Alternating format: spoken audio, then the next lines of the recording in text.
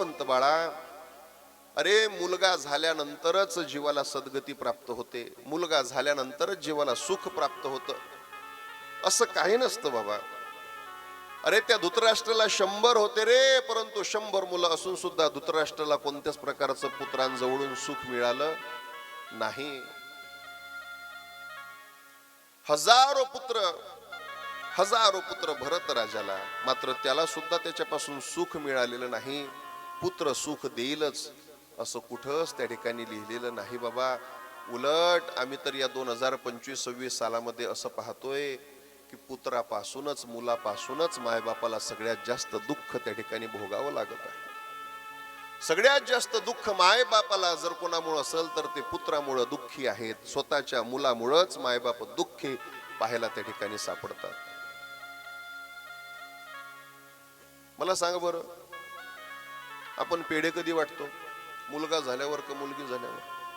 इमानदारीनं सांगा, शेजारचीनीची शपथ घेऊन सांगा बरं. हा, कधी वाटतो पेढे? पेढे मुलगा झाल्यावर वाटतो. आणि शपथ घेऊन सांगा, जोडे कोण मारत? हा, जोडे कोण मारत? जोडे सुद्धा मुलगाच मारतो महाराज. मुलगा सुख देईलच असं काही नाही महाराज, सुख देईलच असं काही नाही. आम्ही कितीतरी असे रोज त्या ठिकाणी घर पाहतो, गावोगावी फिरतो, शहरांमध्ये फिरतो. शहरामध्ये त्या ठिकाणी मायबाप दोघच असतात. मुलं कोण अमेरिकेला तर कोण कुठं तर कोण कुठं. 5-5, 7-7 वर्ष त्या ठिकाणी मायबापाचं तोंड पाहायला मुलं येत नाही. दर महिन्याला 20,000 रुपये पाठवून देतात, तुम्ही त्याच्यात तुमचं काय असेल तरी भागवा. अरे पैसा पाठवल्यानंतर मायबापाला सुख मिळत नाही.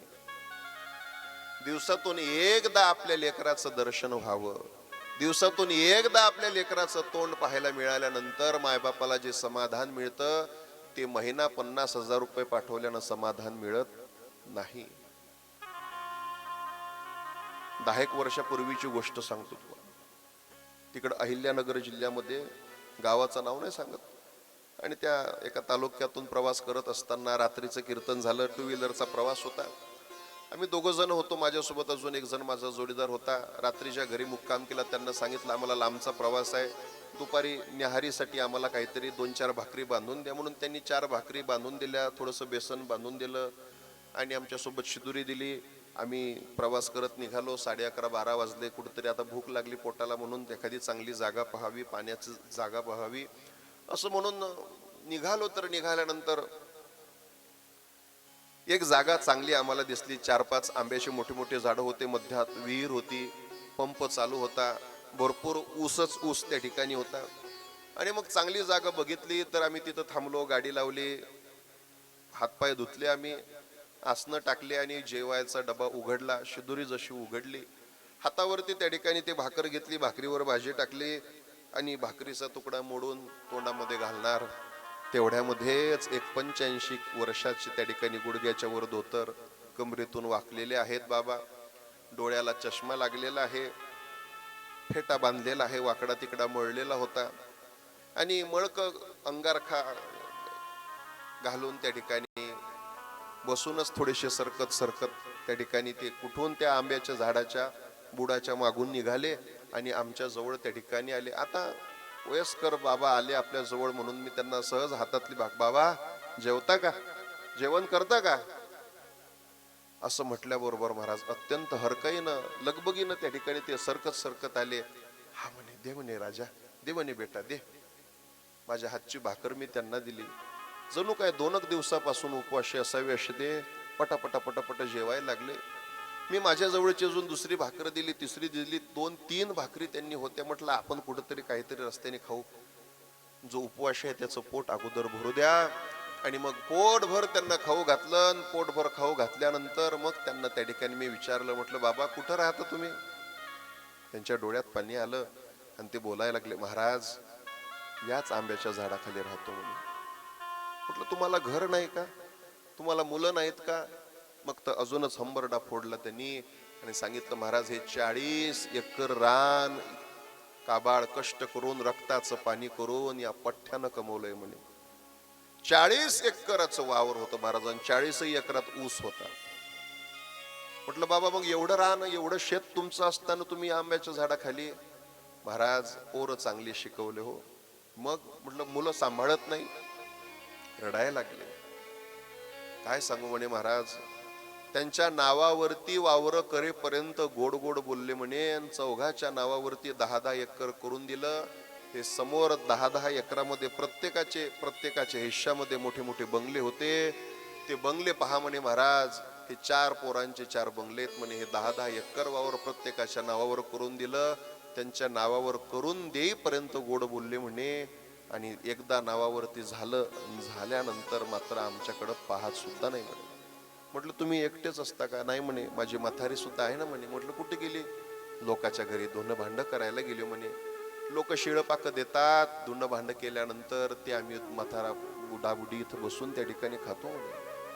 ही परिस्थिती जर आजची असेल महाराज, तर मला सांगा बरं, असे पुत्र असून सुद्धा काय उपयोगाचं? महाराज, या जीवनामध्ये मायबाप एकदाच भेटत असतात.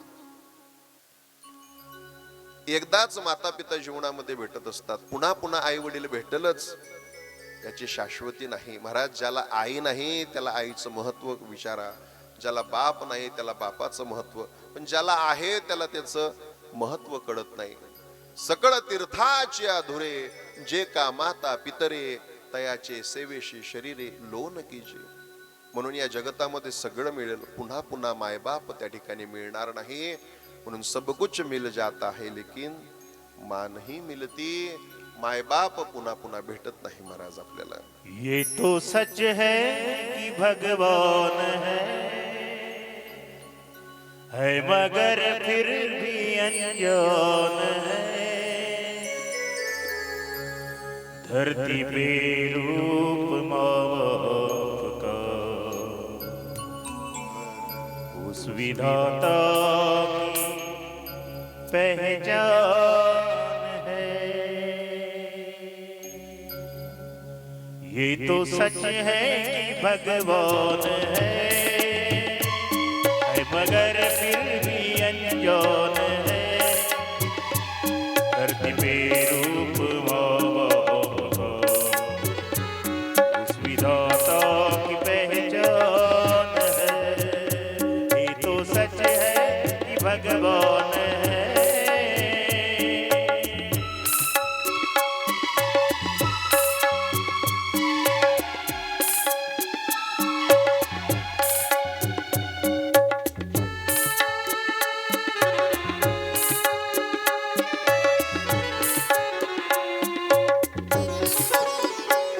जन्मदाता है जो नौ बजे से मिला, थाम कर उनकी उंगली बचपन चला.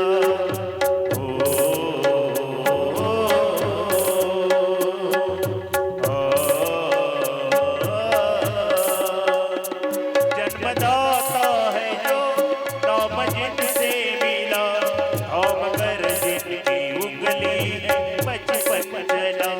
कांधे पैर बैठेंगे जिनके देखा जहाँ, नाम जिनसे मिला क्या बुरा क्या भला. इतने उपकार है क्या कहे, है बुरा क्या बुरा है भला. धरती पे रूप माँ बाप का उस विधाता की पहचान है. ये तो सच है कि भगवान है. ये तो सच है कि भगवान है. धरती पे रूप माँ बाप का, ये विधाता की पहचान है. माय बाप दुसरं तिसरं कोणाचं रूप नसतं महाराज, देवाच्याच रूपामध्ये. म्हणून मातृदेवो भव, पितृदेवो भव. त्यांना देवतेची त्या ठिकाणी उपाधी दिलेली आहे, उपमा दिलेली आहे. का? तर त्याचं कारणच आहे, मायबाप म्हणजे प्रत्यक्ष भगवान पांडुरंग आणि रुक्मिणीच त्या ठिकाणी आहे महाराज. म्हणून या जगतामध्ये मायबाप दुःखी आहेत तर ते स्वतःच्याच पुत्रांमुळे दुःखी आहेत. किती बघा वैचित्र आहे. माणूस आयुष्यभर पोरांसाठी करतो, नाही का? आयुष्यभर पोरांसाठी करतो. तुकाराम महाराजांचं असं गोड प्रमाण आहे. तुकाराम महाराज सांगतात की एकाएकी केला मिरासीचा धनी आणि आपली करवंडी वाळवणी. एकाएकी सगळी संपत्ती बाप आपल्या मुलाला त्या ठिकाणी देऊन टाकतो, नाही का? आपल्या सगळ्या संपत्तीचा वारसदार त्या मुलाला त्या ठिकाणी बाप करत असतो. एकाएकी केला मिरासीचा धनी आणि आपली करवंडी वाळवणी. एवढं सगळं त्या मुलासाठी करायचं. मात्र मुलांनी निर्णय घेत असताना बापाला एका शब्दानं सुद्धा विचारायचं नाही. त्यावेळेला मात्र बापाला दुःख होत असतं, बरं का? बाप दुःखी कधी होतो, मायबाप दुःखी कधी होतात? महाराज, तुम्हाला काय करायचं ते तुम्ही करणारच आहेत, परंतु कोणतीही गोष्ट करायच्या अगोदर एक शब्द आईला विचारला तर तिला समाधान वाटतं, आपलं घरात अस्तित्व असल्यासारखं वाटतं. बापाला काही करायच्या अगोदर बाबा असं असं करायचं आहे, असं करू का नको, एवढा एक शब्द मायबापाला विचारल्यानंतर त्या मायबापाला आपलं घरामध्ये काहीतरी अस्तित्व आहे याची जाणीव होते आणि त्याच समाधानावरती ते सुखी त्या ठिकाणी राहतात. जर मायबापालाच घरामध्ये काही करताना विचारायचंच नाही तर त्यांना असं वाटतं की आपलं इथं असणं काय आणि नसणं काय सारखंच आहे, नाही का? म्हणून कोणतंही काम करायचं असेल तर एक शब्द आपल्या म्हाताऱ्या मायबापाला विचारला पाहिजे. महाराज, त्यांना बळ येतं हत्तीचं, माझं पोरग मला विचारून करतंय. नाहीतर 15-20 दिवसापूर्वी आपण टीव्हीला बघितलं असेल, पेपरला बातम्या होत्या. मुलांनी त्या ठिकाणी आई वडिलांच्या सेवेसाठी एक सेवेकरी ठेवला. तो सेवेकरी बाहेर गेला. बाहेर गेल्यानंतर महाराज त्याचा ऍक्सिडेंट झाला. तो काही घरामध्ये आला नाही. घरात आला नाही तर महाराज पाण्याने पाणी पाणी म्हणत म्हणत त्या ठिकाणी 4-5 दिवस बिन पाण्याचा बाप तसाच त्या ठिकाणी तरफडत तरफडत त्या ठिकाणी त्यांनी प्राणत्याग केला. जाग्यावरच त्याचा देह सडला. आणि ते संपल्यानंतर बाप जात नाही तर त्याच्या आईने सुद्धा पुढच्या 10 दिवसामध्ये प्राणत्याग केला. दोघांच्याही शरीराला त्या ठिकाणी महाराज सडलं शरीर जागेवरती, परंतु त्यांना कोणी अग्निक्रिया करायला त्या ठिकाणी आलं नाही. जेव्हा वास सुटला 1.5-2 महिन्यानंतर, तेव्हा कुठं शेजार पाजार जागे झाले, घरदार तोडलं आणि मग ते सडलेले मृतदेह त्या ठिकाणी आपल्याला दिसले. असे जर मुलं असतील, कितीही पैसा कमवू द्या, परंतु जर असं असून संस्कारच जर नसेल आपल्या मातेपित्याच्या सेवेचा, तर मग तो काय, कितीही पैसा असला कितीही धन असलं पण संस्काराचंच जर धन नसलं तर महाराज कितीही पैसा असून काही उपयोग नसतो. म्हणून मुलं आपल्याला सुख देतीलच असं काही नाही.